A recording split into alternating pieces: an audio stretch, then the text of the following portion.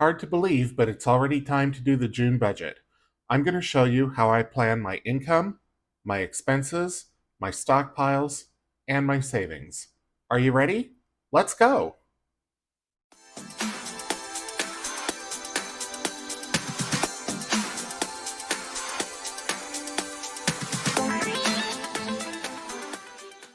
Welcome back to Ready Budget Go. My name is Drew, and on this channel we talk about cash budgeting, saving money, and achieving our financial goals. If that sounds like something you're interested in, please consider subscribing, hit the like button, and leave me a comment down below. I'd love to hear from you. It's time to do the June 2025 budget, and it's hard to believe that it's already here. Normally, I would do this around the 15th or the first weekend after the 15th, but that didn't happen this month because of life events, so I'm going to do it now. So, the first thing that I'm going to do is fill in the month. And like I say, I just can't believe that I'm writing in June, but the year is flying by. Okay, so the first thing that I need to do is plan my income. And I usually do this by referencing what happened in the current month. So I'm going to pull this out. This is the May budget here. So I've got paycheck one, and that's 3,070. I'm on salary, so this doesn't change much. Paycheck two, also 3,070. And I get a cell phone reimbursement from my company, and that's $100. Last month, I had a carryover from April, and I'm not planning for the same again this month. So I'm just going to total these, and that leaves me to 6,240. Okay, so now let's talk about the bills. These are generally the same from month to month. It's the same people that I pay, and typically the same amount. There is some fluctuation, and I'll talk about that when we get there, but let's start with the rent, which always comes out on the first or thereabouts, and that's a fixed amount at $17.92. Also, I will pay water, sewer, garbage, and that is that I'm budgeting 120. Now, if you've been following me for a while, you know that I budgeted 120 last month and I ended up with a bill for $7. I have been in this apartment for 2.5 months and I still haven't received a bill for a full month of utilities. I've gotten one bill for electric for a full month, and that was $55, but that also had the setup charges and things like that. There was some difficulties getting that switched over to my name. Nothing that I did, it was the fault of the property. So I really don't know how much this is going to be. I'm going to budget 120, which is my best guess, and we'll see what happens. All right. Also on the first is Orca. This is the regional transit card here, and this I am going to estimate I will need to add $50 to. Orca is one that I pay twice. I'll explain that in more detail when we get to the second one. Renter's insurance I had on the first, but it's actually on the third. So I am going to skip over that because iCloud comes out on the second, and that is $3. Then we'll put renter's insurance on the third, and that will be $15. On the fifth, Quantum. Oops, there we go. Quantum is my internet provider, and that is $80 a month. Then on the 10th, YouTube Premium, $16. And all of these I round up to the nearest whole dollar. Okay, then on the 16th, Orca again. This is the transit pass for the following month. I buy a low value pass, and if I need to supplement that with more money for a larger fare, that's what this is for. So that's why I pay Orca twice. I always top up my variable account on the first, and then I buy the pass for the next month on the 16th, just to make sure that that pass is active when the month rolls over. Okay, then on the 21st is PUD, that is electric. I'm going to estimate $60 again, just because I have only the one bill. So I don't know if that was a high bill, a low bill. It had those miscellaneous charges. So I probably do this for one more month after the June budget. So do it for July as well. And then we'll see what that is actually averaging out to be, and I'll adjust as needed. Also on the 21st is a firm. This is for my cell phone hardware. And I financed this because I could get a 0% rate and because my company is reimbursing me for it over time. So there was no incentive for me to pay that all up front when I could finance at 0%, use somebody else's money, and slowly repay that out of the money that my company gives me for the cell phone plan. So I've got less than a year left on that, and so that's 43 a month. And then on the 24th, visible, and that is my cell phone service, $35 a month. Okay, so that's it for the consistent expenses. So now I need to look to see if I have any annual expenses coming out or any irregular expenses coming out. So I have those recorded on other worksheets in this section of my budget. So monthly subscriptions, these don't change month to month. If I add a new one, I will add it in here, but I have not changed these in quite a while. I started the year with 5 of them and I've canceled 3. So I'm left with only iCloud and YouTube Premium, and both of those are already accounted for on the budget here and here. Okay, so next I'm going to look at the yearly subscription tracker. And for this one, I'm looking for anything that comes out in June. So it looks like I've got Canva Pro coming out in June, and that's $119.99, or I will round up to $120. This really is a business expense, and I don't normally track business expenses in here. But at this point, I am reinvesting all of the revenue from Ready Budget Go from my Etsy shop into more Etsy products. So I'm going to pay this out of my regular monthly cash. So let's go back to the budget here, and I'll come back to this section in just a minute. So we'll go back to the budget here, and we'll say that on the 15th, and I don't know that it actually will be the 15th, but somewhere in the month, Canva Pro will come out, and that'll be 120. So that was the only annual bill for June that I have recorded here. So now I need to go and look and see if there's any less regular bills. So prescriptions, January, April, July, and October, so I'm good there. But in even months, I get my hair cut. So I need to plan for that. And I budget $100.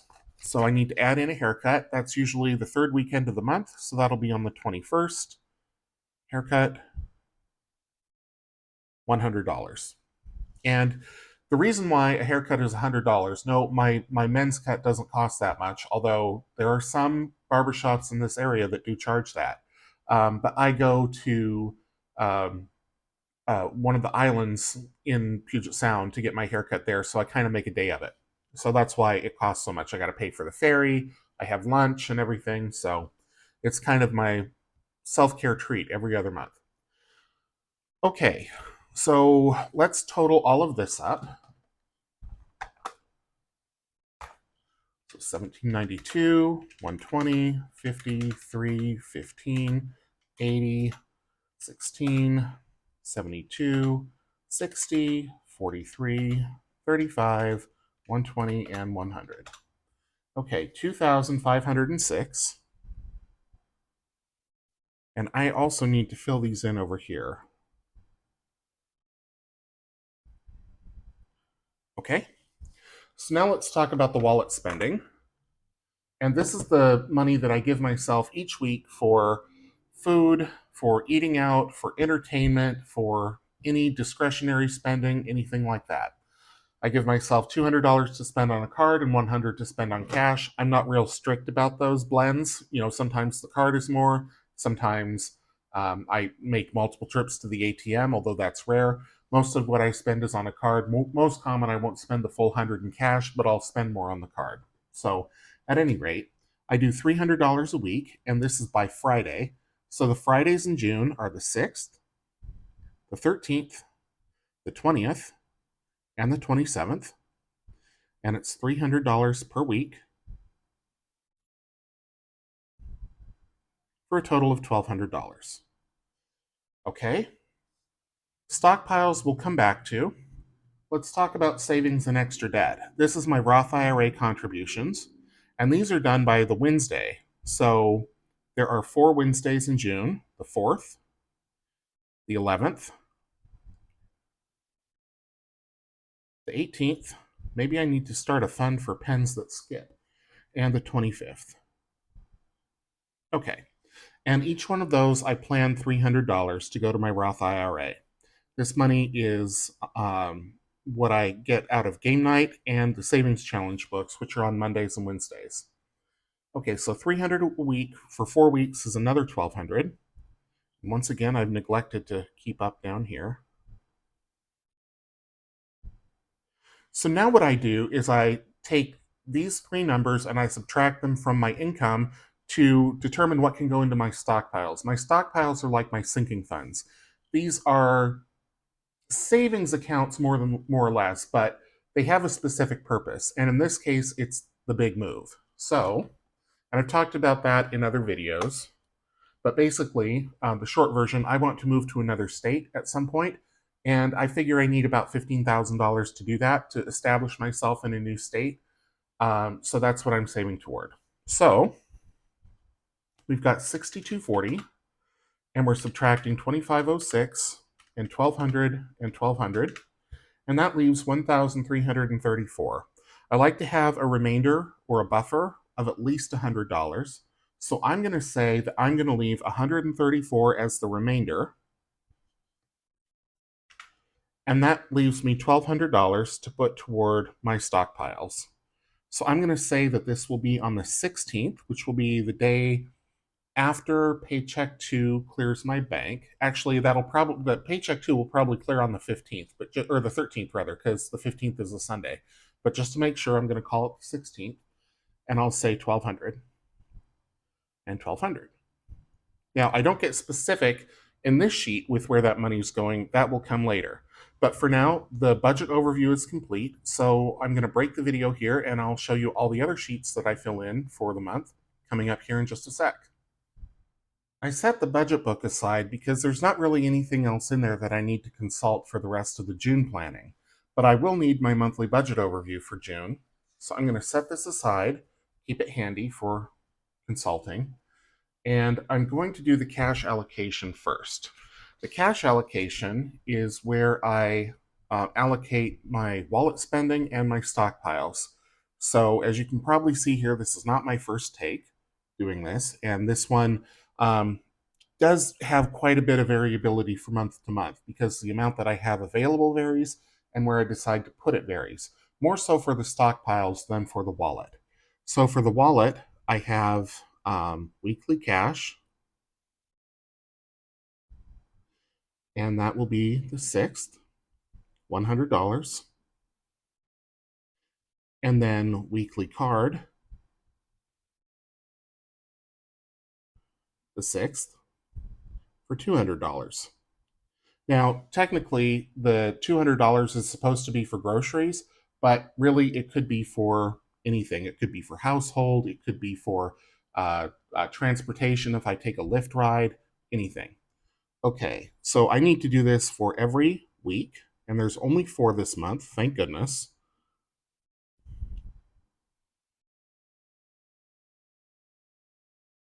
Weekly card for the 13th, 200.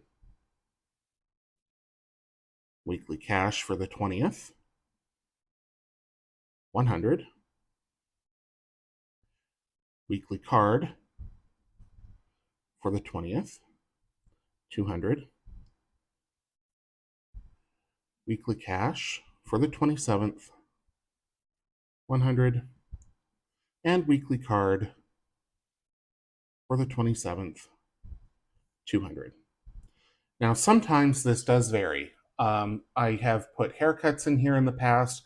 I've put other miscellaneous expenses that I knew were coming, but I didn't really want to count it as a bill in here. So it's not always consistent from week to week, but for this month, it is. Okay, so now for stockpiles, there's only one stockpile that I'm going to be putting money in this month. So I'm going to make this 616 and 1200. And this is the big move.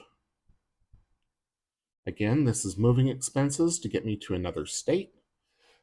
So that is set for the month. Now, I am going to total this. This is going to be 1,200, and this will be 1,200.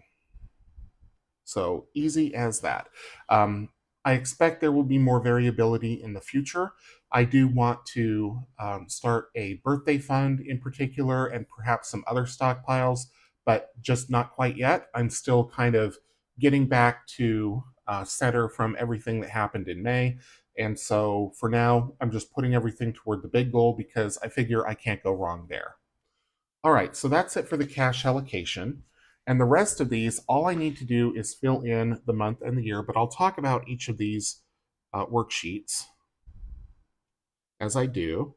So this is the cash flow tracker, and this is essentially a check register where I'm keeping track of everything that comes into and goes out of my checking account.